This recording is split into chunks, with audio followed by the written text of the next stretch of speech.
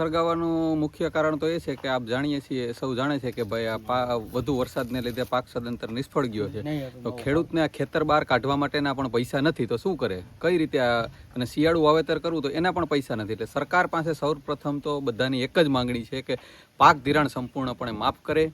બીજી માગણી એ છે કે જે કંઈ સરકાર સહાય કે વળતર આપવા માગે છે તે આપે તો ખેડૂત આ રીતે પોતાનું ખેતર ખાલી કરી શકે. અને અન્ય એક માગણી એ પણ છે કે હવે જો આમાં થોડું ઘણું પણ જે કંઈ પાક ખેડૂતના હાથમાં આવે તે સરકારને મગફળી યાર્ડમાં વેચવા જાય તો જે પણ કન્ડિશનમાં હોય એ સરકાર સ્વીકારી લે તો જ ખેડૂત આમાંથી બેઠો થઈ શકે એમ છે, બાકી બેઠો થઈ શકે એમ નથી. અને સરકાર પાસે આપણે ઘણીવાર સાંભળેલું કે ભાઈ ખેડૂતની આવક બમણી કરવી. અહીં આવક બમણી નથી થતી, ખેડૂત દેવામાં બમણો બની ગયો છે, કરજદાર બની ગયો. તો ખરેખર સરકાર માય બાપ કહેવાય. અને જો ખેડૂતને તે ખરેખર ઊભો કરવા માગતી હોય અને પોતાના પગે વ્યવસ્થિત ઊભા થઈ શકે જોવા માગતી હોય તો અત્યારે આ જ માંગણી છે, સર્વપ્રથમ પાક ધિરાણ માફ કરો. 5 વીઘાની મેં મગફળી 2 વખત વાવી. પહેલી વખત વરસાદ થયો તો ત્યારે ઉગી નથી, પાછી ઉગી. અત્યારે કાઢવાટાને પાથરા સડી ગયા છે, અત્યારે કંઈ હાથમાં આવે એમ નથી. ખેતરમાંથી મગફળી કાઢવાના પૈસા નથી, સળગાવી દેવી પડી એમ છે.